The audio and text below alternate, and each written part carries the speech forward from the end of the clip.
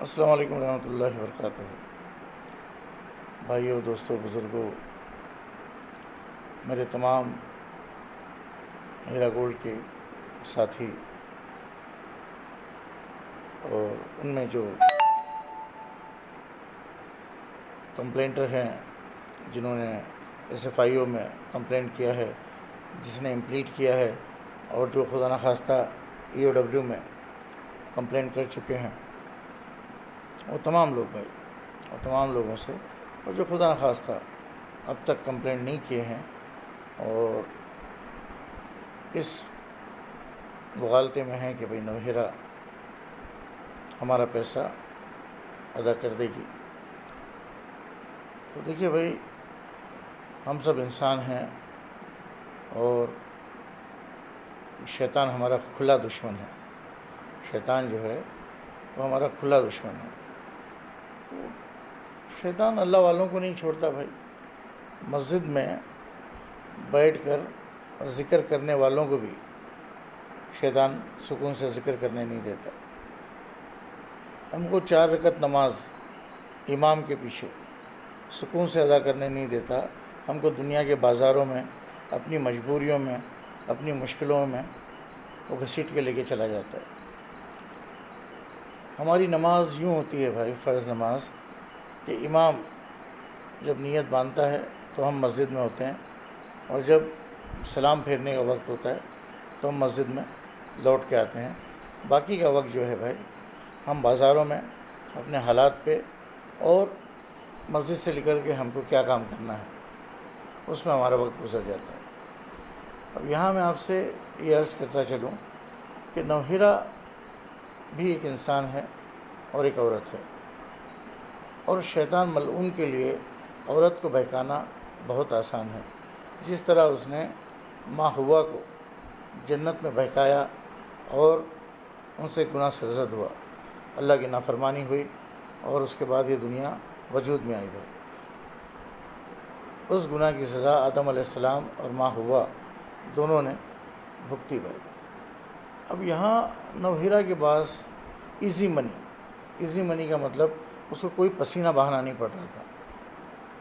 جب بھی computer on کرو، لاکھوں کروڑوں روپیہ لوگ ڈال رہے تھے ہر طرف سے، جس کی وجہ سے اس کے نزدیک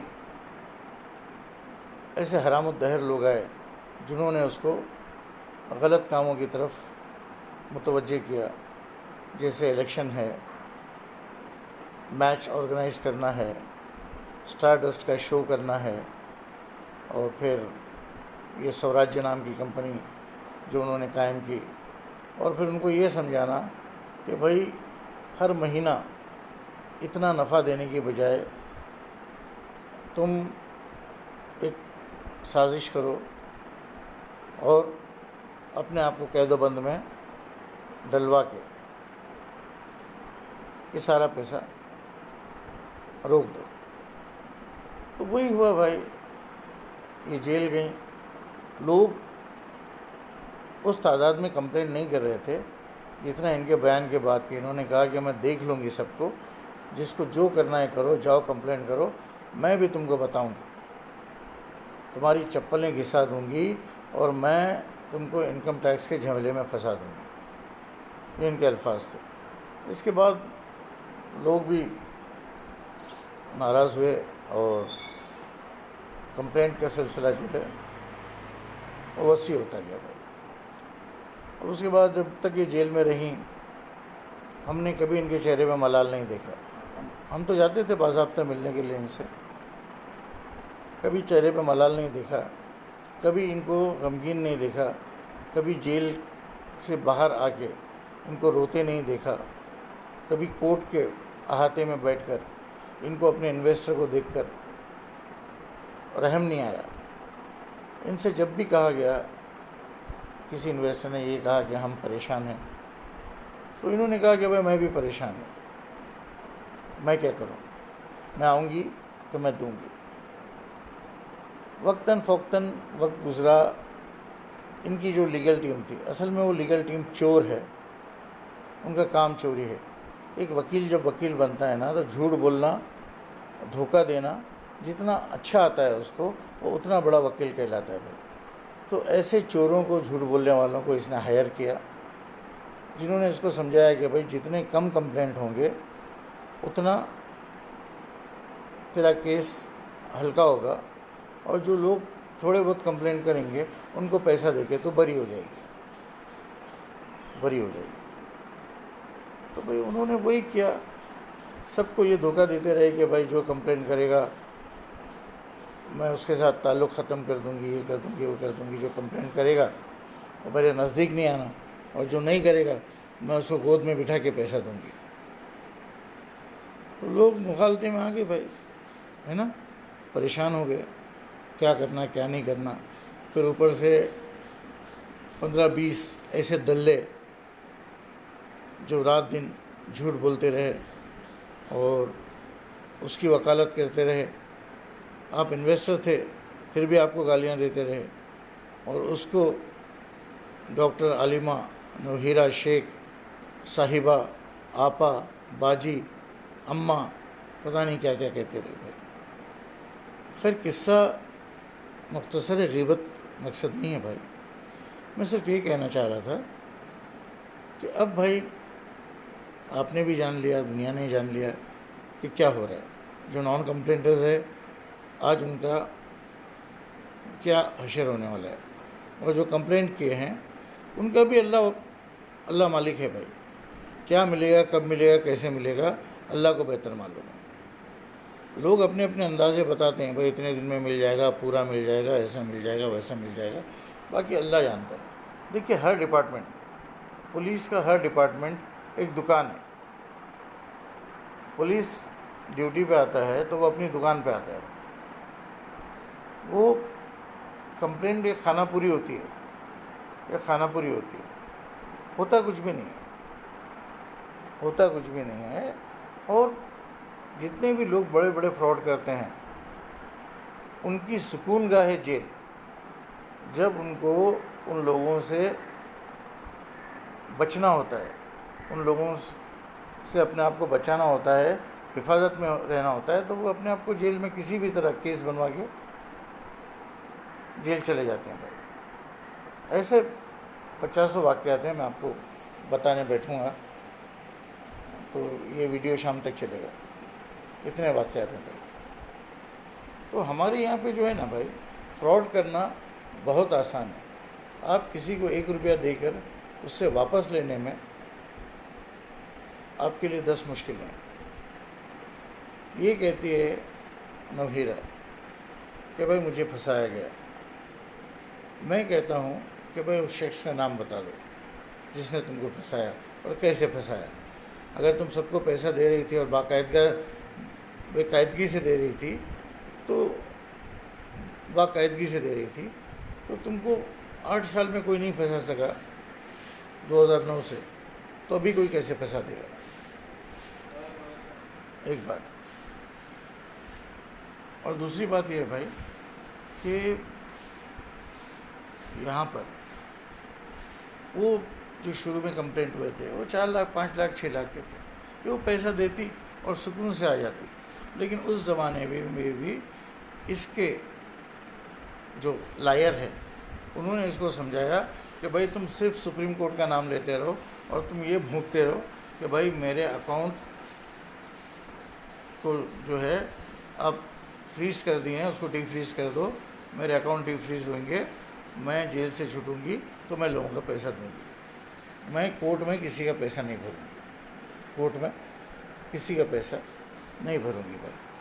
بامبے میں جب شان الہی نے لائر ایک کیس کیا شان الہی وکٹم کا، تو وہ 6 لاکھ کا مسئلہ تھا، وہ 6 لاکھ بھر دیتی تو یہ واپس حیدرآباد چلی جاتی، لیکن نہیں بھرا، پیسہ نہیں بھرا اور جیل کسٹڈی میں چلی گئی بھائی، جیل کسٹڈی میں، ٹھیک ہے۔ اور پھر جب اس کو جیل سے باہر آنا تھا تو اس نے تقریباً 7 کروڑ روپیہ حیدرآباد میں ڈپازٹ کیا۔ تو جب بھائی تم 7 کروڑ روپیہ ڈپازٹ کرنے کی اہل تھی تو اس زمانے میں تم نے 7 لاکھ روپے کیوں نہیں کیا؟ مطلب تم جتنا وقت چاہتی تھی تم نے جیل میں گزار لیا، اب جب تم کو باہر آنا ہے تو تم نے 7 کروڑ روپے جمع کرا دیا. جیل سے آتے وقت مجسٹریٹ نے تم کو تمہارے اکاؤنٹ جو ڈی فریز ہوئے تھے اس کو ڈی فریز کر کے تم کو تقریباً کئی کروڑ روپے دیا. وہ کیا کیا تم نے؟ کیا کیا وہ پیسہ؟ پھر اپنی عیاشی، ہاں، پھر نئے نئے لوگوں کو اپنے قریب کیا اور ان کی آؤ بھگت میں اور دوسرے کاموں میں تم نے پیسہ خرچ کیا. تو آپ سے بھائی، انویسٹر بھائی، آپ سے گزارش کرتا ہوں بھائی کہ بلندی دیر تک اس شخص کے حصے میں رہتی ہے، بہت اونچی عمارت ہر گھڑی خطرے میں رہتی ہے. تو یہ جو رائز اینڈ فال ہے نا، جو بھی عروج پہ جائے گا اس کو پلٹ کے نیچے آنا ہے. تو نویرا کو بھی اللہ نے عروج بھی دکھایا، زوال بھی دکھا رہے ہیں. ابھی اس سے بدترین وقت اس کا آنے والا ہے بھائی. اور آج لوگ فون کرتے ہیں، کہتے ہیں بھائی نویرا کہاں ہے؟ بیلاپور میں بھی نہیں ہے، حیدرآباد میں بھی نہیں ہے، تروپتی میں بھی نہیں ہے، بنگلور میں بھی نہیں ہے. آپ کو کچھ خبر ہے کیا چاچا؟ بولے ہم کو اس سے ملنا ہے نا. تو بھائی ایک بہت پرانا شعر ہے کہ خط کبوتر کس طرح لے جائے بام یار پر کترنے کو لگی ہے کینچی دیوار پر. نویرا سے ملنا اتنا مشکل کر دیا نویرا نے کہ اتنے باؤنسر رکھے ہیں. ارے بھائی تو سچی، تو ایماندار، تو عالمہ، تو دیندار اور سب کا پیسہ دینے والی، تجھے باؤنسر کی ضرورت کیا ہے؟ اتنے مہنگے مہنگے باؤنسر تو نے رکھے، یہ کس کا پیسہ؟ یہ کس کا؟ تیرا ذاتی پیسہ تو نہیں، یہ انویسٹر کا پیسہ ہے. اور انویسٹر کو تجھ تک آنے سے روکنے کے لیے تو اس پیسے کو خرچ کر رہی ہے.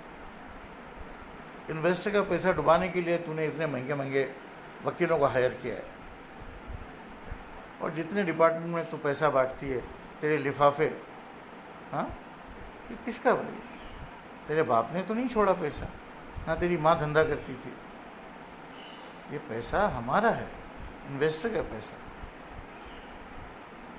نویرا میں تم سے 2 منٹ بات کرتا ہوں، صرف 2 منٹ، کہ موت بہت قریب ہے، بہت قریب، بہت قریب. ابھی پچھلے مہینے کی 9 تاریخ کو ہماری خوش دامن کا انتقال ہوا صبح 7:30 بجے. فجر کی نماز اور اس کے بعد تلاوت اور اس کے بعد زمزم پی کے سکون سے لیٹیں اور کلمہ پڑھ کے دنیا سے رخصت ہو گئی. شام کو 5 بجے ان کی تدفین ہو گئی. مطلب 10 گھنٹے میں غسل بھی ہوا، رشتہ دار بھی آ گئے اور تدفین بھی ہو گئی. تو ہر جانے والا دنیا سے کیا لے کے جاتا ہے نویرا؟ اعمال کے سوا کیا جاتا ہے؟ 3 چیزیں دنیا میں انسان کماتا ہے، اس کا مال گھر کے دروازے تک، اس کے رشتہ دار قبر تک، اور اس کے اعمال آخرت تک، ہے نا.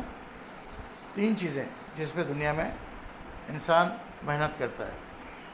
ایک اس کا نام، ایک اس کا لباس، ایک اس کا نام، ایک اس کا لباس. انسان جیسے ہی مرتا ہے تو لوگ اس کے نام کو بھلا دیتے ہیں اور پوچھتے ہیں کہ بھئی جنازہ کتنے بجے اٹھے گا. وہ دنیا میں جو لباس پہنتا تھا اس لباس کو اتار لیا جاتا ہے اور اس کو کفن پہنا دیا جاتا ہے. اس مختصر سی زندگی کے لیے تم لامحدود زندگی کو کیوں فراموش کر رہی ہو؟ قبر میں کون تمہارا ثانی ہوگا، کون تمہارا ساتھی ہوگا تمہارے اعمال کے سوا؟ اتنے سارے لوگوں کا پیسہ تم دنیا میں اگر چھوڑ کے جاؤ گی تمہارے رشتہ داروں کے لیے، کیا تم سمجھتے ہو یہ لوگ تمہاری مغفرت کی دعا کریں گے؟ یہ لوگ تمہارے لیے کسی قسم کی تعمیرات کریں گے کہ بھئی تم کو ایصال ثواب ہو جائے؟ اور حرام کے پیسے سے کی ہوئی تعمیر کیا تمہارے کام آئے گی قبر میں؟ نہیں آئے گی نا میرا. تو مختصر کرتا ہوں بات، بیٹا نویرا میری جان، یہ چالاکیاں اور بیوقوف بنانا لوگوں کو. یہ معصوم قوم جس نے اللہ پہ بھروسہ کیا، قرآن کی آیتوں پہ بھروسہ کیا، تم پہ بھروسہ کیا اور تمہاری کمپنی کو سپورٹ کیا، اور تم کو ایک ذرے کو انہوں نے آسمان پہ پہنچا دیا، ایک ذرے کو آسمان پہ پہنچایا. تم 15 سال پہلے کیا تھی نویرا؟ تمہاری ماں کیا تھی؟ یہ تمہارے بھائی کیا تھے؟ تمہاری اولادیں کیا تھی؟ بتاؤ نا. آج تم جس سے چاہتی ہو نکاح کرتی ہو، جب چاہتی ہو چھوڑ دیتی ہو، جس کو پسند کرتی ہو اس کو اپنے آغوش میں جگہ دے دیتی ہو. انویسٹر گھر پہ آتا ہے، مایوس ہو کے چلا جاتا ہے، آفس میں آتا ہے، مایوس ہو کے چلا جاتا ہے. اس کا پیسہ نہیں دیتی نظر ہے، تم اس کا پیسہ نہیں دیتی. اب میں انویسٹروں سے کہتا ہوں بھائی کہ دیکھو، اس قوم کی اللہ بھی مدد نہیں کرتے جو قوم خود اپنی مدد نہیں کرتی. اگر تم یہ سوچ کے بیٹھ جاؤ کہ بھائی اب کچھ نہیں ہو سکتا، تو واقعی کچھ نہیں ہوگا. اگر تم جدوجہد نہیں کرو گے تو تم کو کچھ بھی نہیں ملے گا بھائی. اگر اللہ نے تم کو عقل سلیم دیا ہے اور تم ایک زندہ قوم ہو تو ثابت کرو، گھروں سے نکلو، اس کے آفس کا محاصرہ کرو، اس کے گھر کا محاصرہ کرو، اس کو اپنے سامنے بٹھاؤ اور سکون سے اپنے پیسوں کی بات کرو. اور یہ ڈاٹا واٹا یہ سب جو ہے نا بھائی، یہ تو ایک دھوکہ ہے. اتنے سال میں تو تمہاری سمجھ میں آ گیا ہوگا بھائی کہ ڈاٹا کے بغیر اس کے سارے کام ہو رہے ہیں. ڈاٹا کے بغیر اس کے سارے کام ہو رہے ہیں. بس تمہارا پیسہ جب دینے کی بات آتی ہے تو ڈاٹا، بینک سٹیٹمنٹ بھی نہیں چلے گا، سرٹیفکیٹ بھی نہیں چلے گا، IGB نمبر بھی نہیں چلے گا، کچھ نہیں چلے گا، ڈاٹا چاہیے. اور جتنوں کو وہ چاہتی ہے ان کو وہ پیسہ دے دیتی ہے، جب چاہتی ہے دیتی ہے. جو اس کے حلق میں پھنس جاتا ہے اس کو وہ پیمنٹ دیتی ہے بہت خاموشی سے. جو اس کی دلالی کرتا ہے اس کو پیسہ دیتی ہے. کوئی کتاب لکھ کے بیوقوف بناتا ہے کیا؟ کوئی کس طرح بھائی. تو جاگ جاؤ. اگر تمہارا ضمیر زندہ ہے اور اگر تم نے یہ سوچ لیا ہے کہ بھائی اس پیسے کو آخرت میں نیکیوں کی شکل میں لیں گے، تو پھر تم سے اچھا فیصلہ کوئی اور نہیں ہو سکتا بھائی. تم نے جو فیصلہ کیا ٹھیک ہے بھائی. ایسے تو دیکھو بھائی، اور بھی غم ہے زمانے میں محبت کے سوا. نویرا کے علاوہ بہت ساری تکلیفیں ہماری زندگی میں ہیں، ان پہ بھی نظر ثانی کیجیے اور اپنی صحت کا دھیان رکھیے، گھر والوں کا دھیان رکھیے اور روزی کمانے کے ذرائع تلاش کیجیے بھائی. پیسہ اللہ کا تھا، اللہ نے استعمال کے لیے دیا تھا، استعمال کیا جب اللہ نے چاہا اور پیسہ واپس لے لیا بھائی. بہت شکریہ، جزاک اللہ خیر. السلام علیکم ورحمۃ اللہ وبرکاتہ. اللہ کرے جو کچھ میں نے کہنے کی کوشش کی آپ کی سمجھ میں آ جائے. ایک جٹ ہو جاؤ اور ایک جماعت بن کے نویرا کا سامنا کرو، ورنہ وہ، اس کے باؤنسر، اس کے جھوٹے وکیل اور اس کی خریدی ہوئی پولیس تم کو کہیں کا نہیں چھوڑے گی بھائی، کہیں کا نہیں. بہت شکریہ، جزاک اللہ خیر. السلام علیکم ورحمۃ اللہ.